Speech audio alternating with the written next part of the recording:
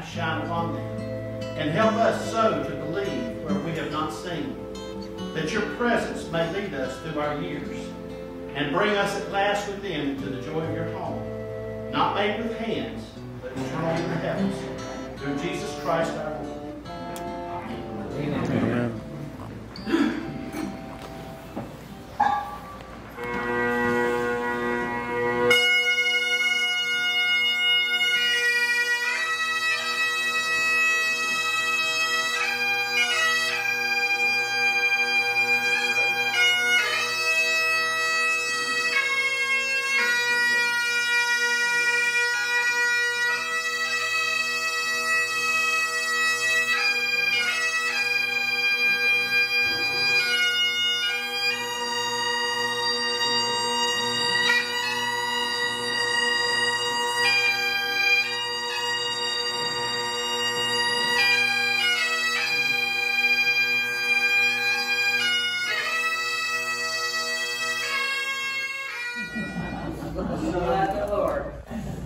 Yeah, praise the Lord.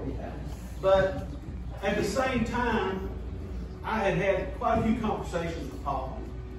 And I knew that he believed in God. He was a true believer. Even though his life might not always reflect it. So I was having a difficult time trying to find what I would say to him. But I looked in the Gospels, and so I found a story that I think will fit this scenario quite well.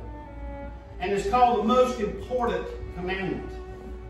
And it's found in the book of Luke, the Gospel of Luke. So please listen as I read the 10th chapter, beginning with verse 25. It says, one day an expert in religious law stood up to test Jesus by asking him this question.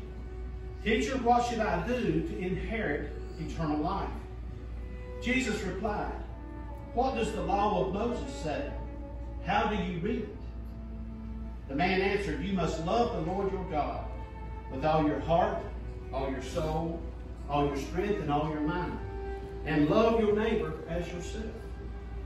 Right, Jesus told him, do this and you will live. The man, naturally being an attorney, a lawyer, he had a few questions. And so he asked Jesus, he said, well, who is my neighbor? Who is this person? So Jesus told him this story. He said, Jesus replied, a Jewish man was traveling from Jerusalem down to Jericho, and he was attacked by bandits. They stripped him of his clothes, beat him up, and left him half dead beside the road. By chance, a priest came along.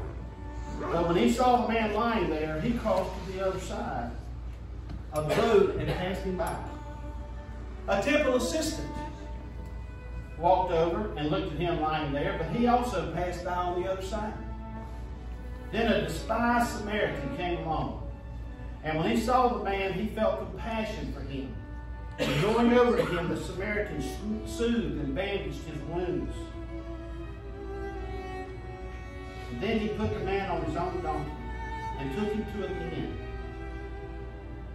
where he took care of him. And the next day, he handed the innkeeper 2 silver coins, telling him, take care of this man. If his bill runs higher than this, I will pay you the next time I'm here. Now, which of these would you say was a neighbor to the man who was attacked by bandits? Jesus asked. And the man replied, the one who showed him mercy. Jesus said, yes. Now go and do the same. You know, as I ran across this story, I thought, you know, that's the way Paul was. Paul was like the Good Samaritan. He always wanted to help people. You know, when I moved into the neighborhood up there where he lives, him and Pam were one of the first people to come by and offer help. But that's just the way Paul was. It didn't matter who you were.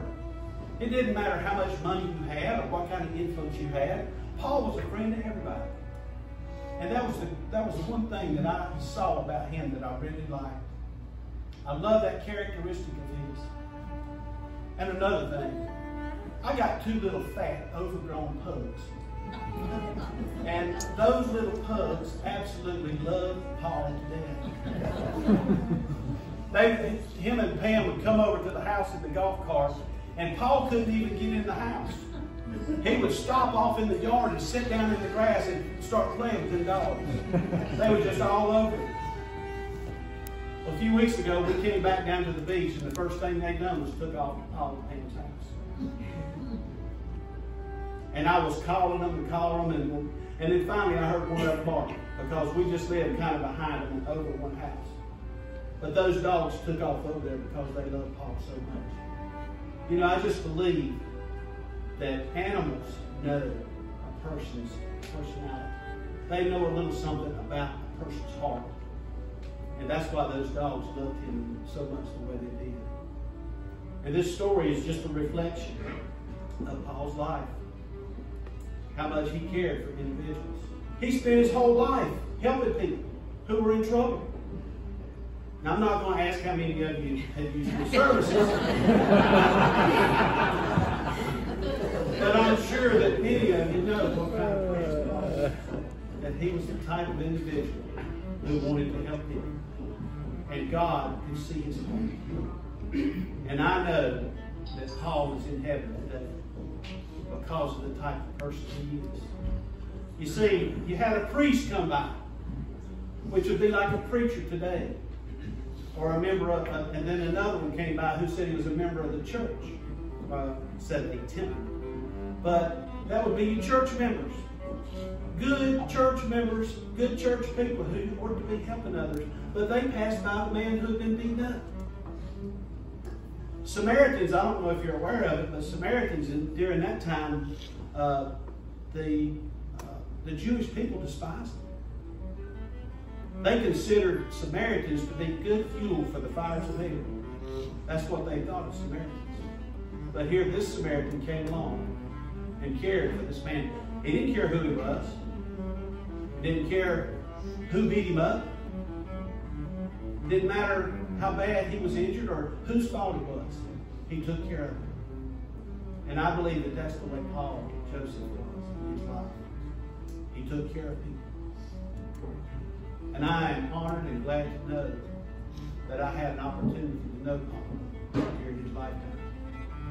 He and I spent a lot of time talking about things that we had in common. We both grew up on water skis. We both played football in high school. And we both had a real admiration for pretty women. So we had a lot of things that we could talk about. See, I hadn't always been a preacher.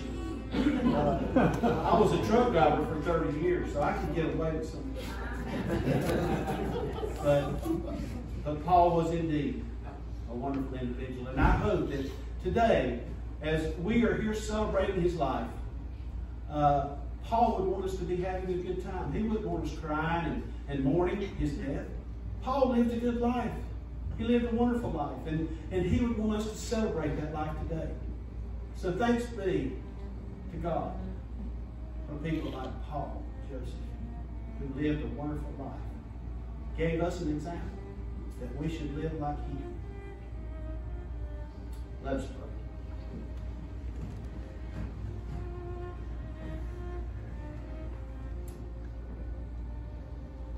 Our Father in heaven, we come to you today, thanking you for this wonderful man whom we all knew. We have been blessed, even to this day, for the gift of joy in the days of health and strength, and for the gifts of your abiding presence and promise in the days of pain and grief. We praise you for home and friends, and for our baptism, and the place in your church, with all who have faithfully lived and died. Above all else, we thank you for Jesus Christ, who knew our griefs, who died our death, and rose for our sake.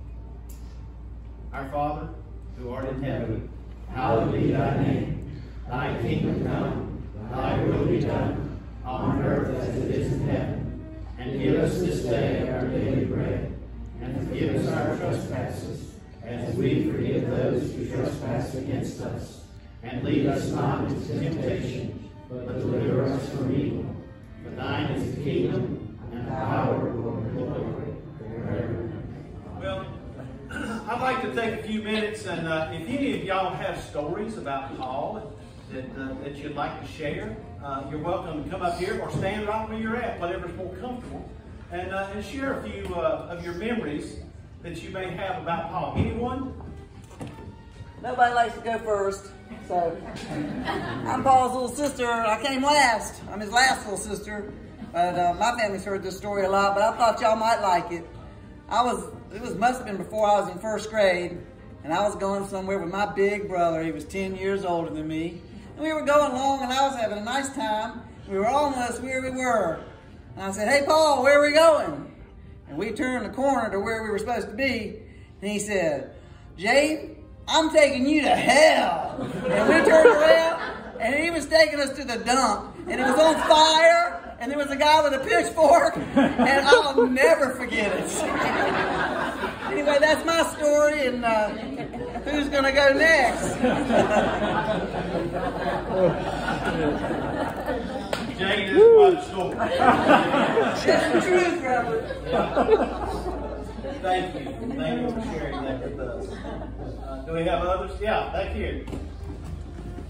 I can talk to the pastor. You know that the nuts don't fall from the tree. And I said, "Well, Paul, what are you talking about?" We had another little sip, and he said, "Well, I won't tell you something now." He says, "If you remember what I'm saying now, the nuts don't fall far from the tree."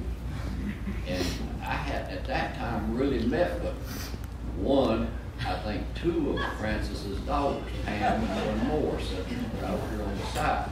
And I said, "Well, still, what do you mean?" He said, "Well, I have married one of the nuts."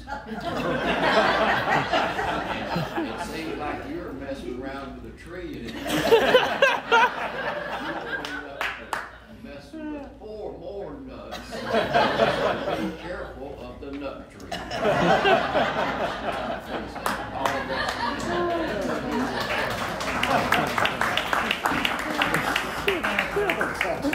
Thank you for that. Those stories, those are quite interesting. Do we have anyone else? Yeah, back here.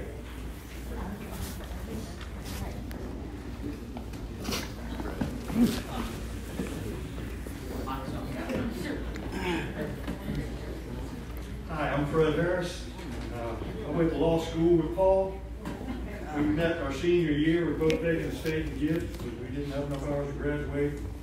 Figured that would be a good thing to do, so I studied all night. Paul was with me. He read magazines all night. Well, you all know Paul there. So anyhow, we took the exam, and it was sad. We were almost crying. There was a bar right down not next to the church, next to the law school. There was a bar that went down, pool table. We were down there, and we we're just going to drown ourselves in misery. And we're drinking beers and sitting there. And he said, "Well, how'd you do?" I said, "I think I spelled my name right." He said, "Hell, I didn't even do that." In comes the professor, who was a young guy, never talked before, hated it. And he didn't know us because we hadn't been in the room that often. So he came in, and he said, "You mind if I join you? You just took your test, didn't you?" "Yeah, come on in." We ordered some more beer. He got good and toasted until his wife came in and drug him out. He was drunk. And his parting words were, "Don't worry about it, boys. Y'all passed." Here's another little thing, and I'll leave this thing alone. As you know, Paul was a little handsy at times. You acquire my drift. But we had a big party. We've been practicing maybe 10 years or so. My mom was there, my dad, and he had people, and we were trying to make sure everybody had plenty of drink, get that thing good and lubricated. And I'm standing there and talking to my mother, and Paul, who was in his cups at that point, grabbed my mother's butt. It was a two-hander, too. She had something up the cupboard, and that's not the grabbing my mother's ass. Paul didn't say anything. My mother said, "Is something wrong with my ass?" Good time,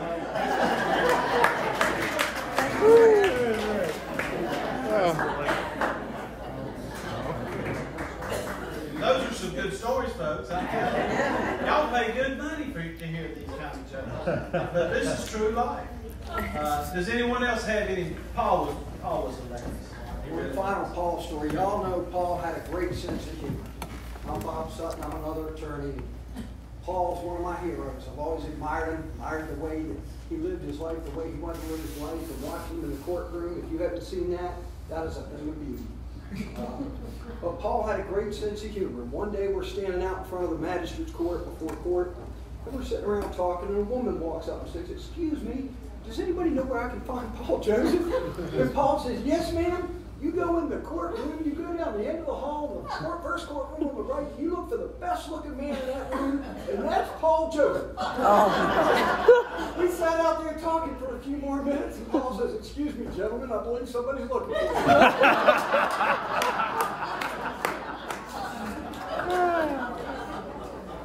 Pretty good. Does someone else have something they want to share? Here comes somebody. I've known that family for a long, long time. In fact, Paul's dad was our family doctor. I have another niece, and that was the connection. But I remember Paul had offered me my first job when I wasn't even in law school. And one morning he came in real early. He had tears in his eyes, and I knew his dad had been sick, and I thought maybe his dad had passed. And he said, "No, my sister was in a bad accident at 3 o'clock this morning on the way from her restaurant." And I said, "Well, what happened?" He said, "I don't know, go find out." So by the end of the day, just by the grace of God, I had found the driver of the vehicle. He admitted that he was drunk. He admitted that he had driven through the stop sign. I took pictures of the beer cans and all that, and I called Fred. I said, "Fred, he wants to make a statement. I don't know what that means." He said, "I'll take care of that." But Fred said, and Paul, when I came back and told him all that, he said, "Hell, if you can do all that without a law degree, I'll hire you." So that just made my life really easier in law school, knowing that he had promised me a job. I wouldn't work with him when I got out. But he and Fred were great peers for me in my beginning days, and just a wonderful family I'll never forget. Thanks for sharing. Thank you. I just got to admit that I'm the nut tree. And I had a lot of fun with Paul, and we had a good relationship, and I missed him deeply with all my heart. And one person that I met dealing with Paul was Sandra Flowers, and she was Paul's angel. And if I always felt like that I could deal, if I couldn't deal with Paul, I knew I could deal with Sandra. And they were two of the greatest pairs that I just about ever met. And I love Paul to death. And I also love Sandra Flowers, and I wish I would all give her a picture. Yes.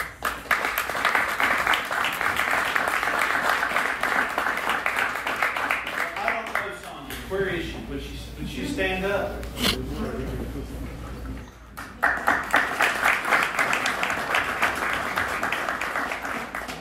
That's not the first story I've heard about you. They were all good. They tell them to a preacher, so they're good. But anyway, thank you for being such a wonderful asset to Paul. Does anyone else have anything they'd like to share? I do. Yes, please. So I'm best friends with one of the daughters of the nut tree. So I've been real close friends with the family for a long time, and I spent a lot of time with Pam and Paul. And when I would be over there, often it would be a lot of women in the house, and Briley would be there. Briley, for y'all that don't know, is Paul's grandson. And Paul would always say, when all the women were sitting around, he would always tell Briley, "There's too much estrogen in here. We need to get out of here." And he would take Briley out into the yard. And one day, Paul looked at Briley and said, "Briley, we need to go outside." And Briley looked at him and said, Briley couldn't have been but about 4, maybe 5. And Briley said, "Too much estrogen." But I have to say this, a lot of people don't know who I am to the family. So, but I shared Paul's obituary on Facebook today, and I had about 30 people message me wanting to know had I ever had a DUI and how did I know. So, just thought that was kind of funny. That's good. Thank you for sharing. And the answer to the question? And the answer to the question is no. No, I've never had a DUI. Thank you for that story. Do we have, we got time for one more. Does anybody else want to have a brief story? Anyone? Okay. Well, let me read the 23rd Psalm. I promised Pam that I would read this for her. Even though it's printed in the bulletin, there's nothing quite like hearing it. So let's just read Psalm 23. The Lord is my shepherd; I shall not want. He maketh me to lie down in green pastures. He leadeth me beside the still waters. He restoreth my soul. He leadeth me in the paths of righteousness for his name's sake. Yea, though I walk through the valley of the shadow of death, I will fear no evil, for thou art with me. Thy rod and thy staff, they comfort me.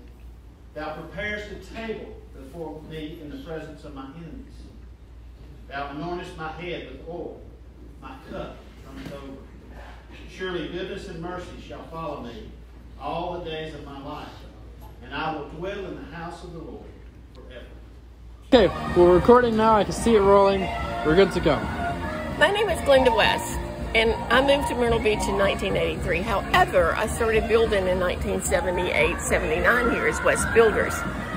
And I met Paul in the early 80s.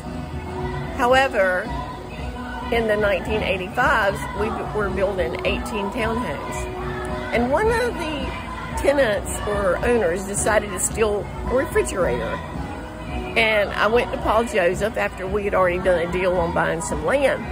And I said, Paul, and he said, nope, that's not going to happen. So he sued Hines, that was his last name.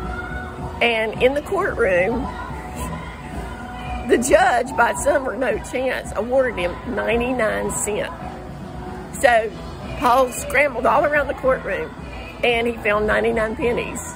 And he paid in 99 pennies. Totally awesome. However, about 10 months ago, I was coming in Myrtle Beach through Starbucks, and I was behind a vehicle. And the vehicle stopped in front of me at the stop sign, and there was a homeless lady to the right. And this gentleman gets out of the car and gives her money. And it was Paul Joseph. And I'm like, oh my God. All I wanted to do was jump out of my car and say, go Paul. But the car is scooted off. And I'm here to tell you, Paul Joseph and Pam, totally awesome people. And I am blessed today in 2022 to know them, Glenda West.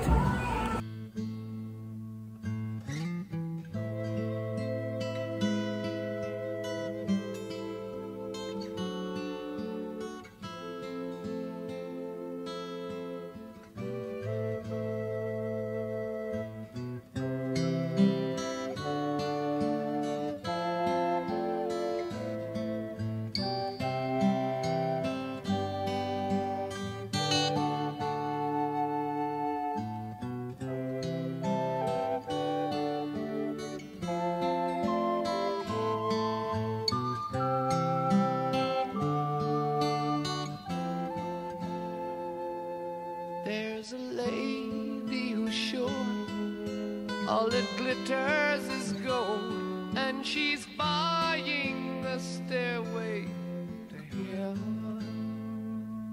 When she gets there, she knows if the stores are all closed, with a word she can get what she came for.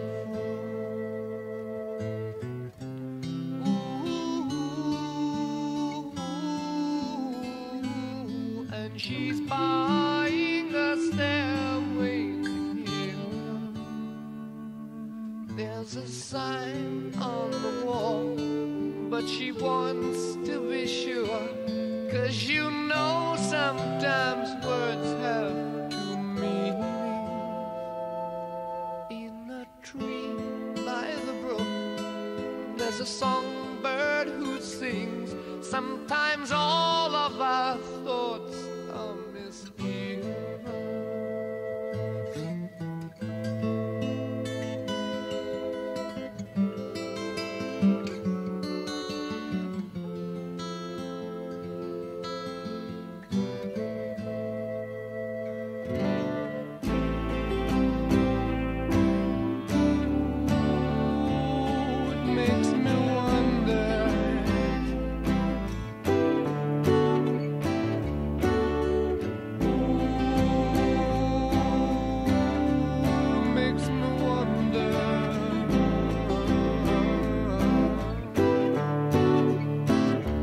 There's a feeling I get when I look to the west, and my spirit is crying for leaving.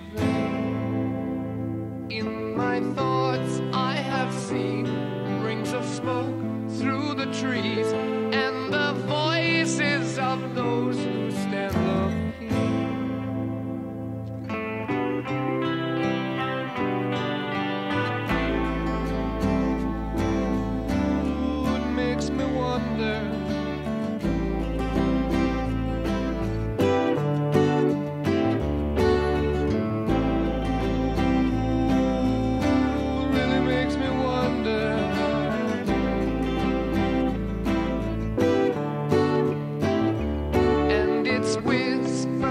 Soon, if we all call the tune, then the piper will lead us to reason, and a new day will dawn for those who stand long, and the forests will echo with laughter.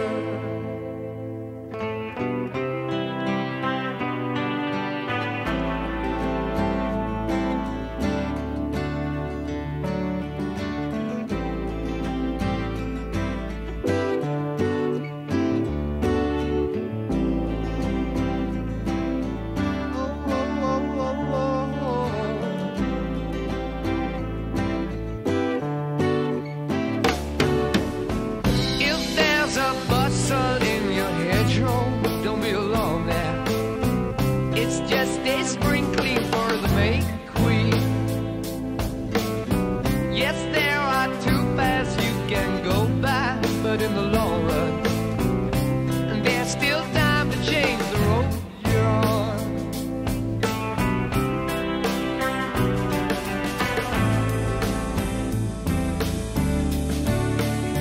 And it makes me wonder,